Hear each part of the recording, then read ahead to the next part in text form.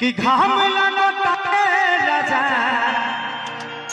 अरे घाम लगता कि पतरी कमर तोर पतरी कमर अछुअला पला तमुअला। उसके बाद टेंगे टेंगे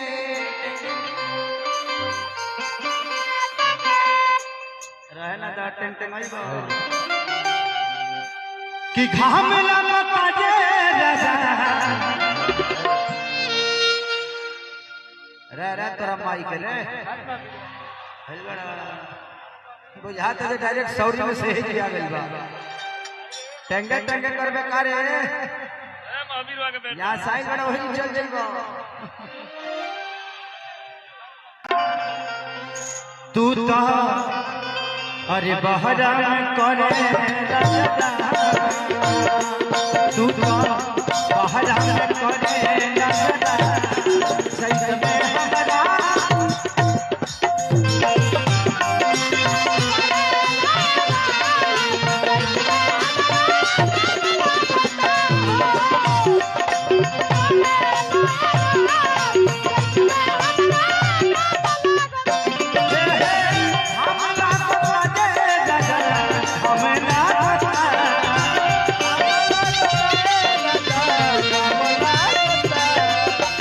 हमरा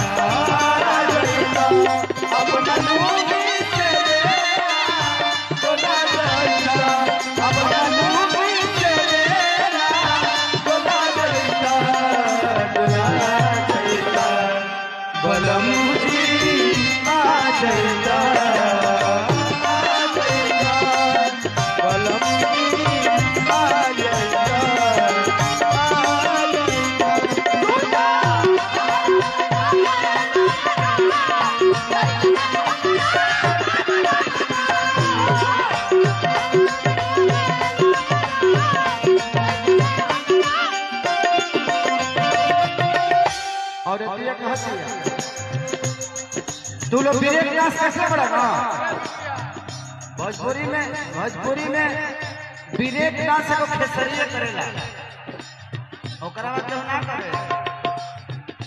देखल औरत ये के ना ब्रेक डांस के साथ कहती है तू तो लठी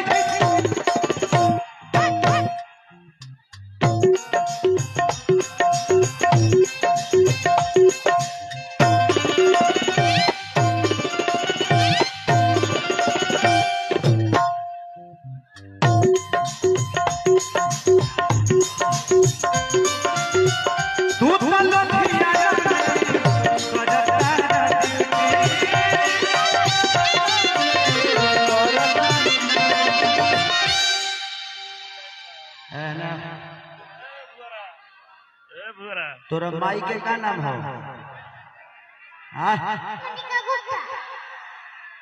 मुनमुनिया नाम हो? वही कहते हैं बहुत अली के चुनमुनिया बन के बहरी कैसे। अरे राम हो राम।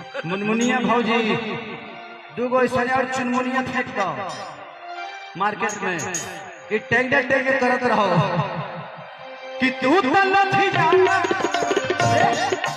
आराम से बेटा आप लोग स्टेज पे मत चढ़ो। आपको देख के 10 लोग और चढ़ेंगे ना तो माहौल खराब हो जाएगा। प्लीज तू तो लठी जाना करता ड्यूटी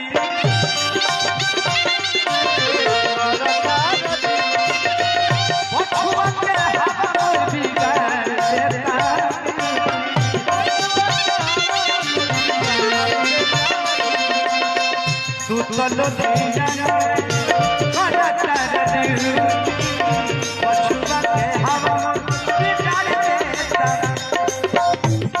मिंकू भाई कितना पैसा देगा?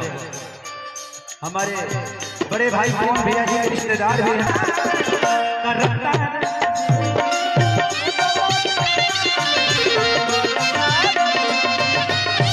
आज मैं यहाँ पे आया भी तो उसमें हमारे मिंकू भाई का बहुत योगदान है। डीडीआर जो कि हम सबके साले हैं, ऐसे हैं ये ब्राह्मण मेरे साले नहीं बल्कि हमारे बड़े भैया बुलबुल भैया के साले हैं।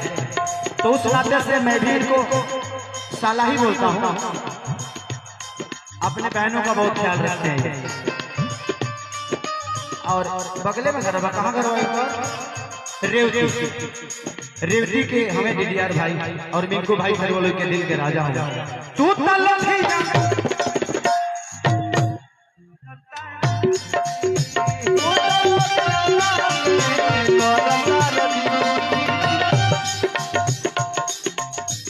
पछुआ के हवा मोर बिगाड़ देता।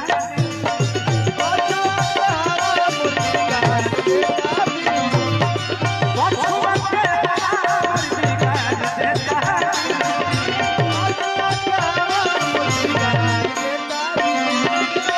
घाम लगता रे राजा घाम लगता।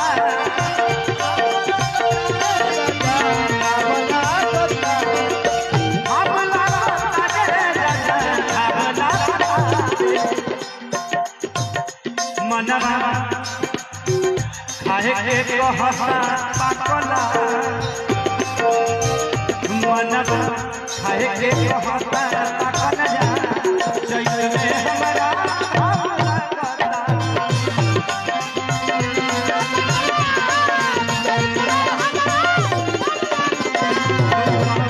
बहरा में करे लगता चैत में हमरा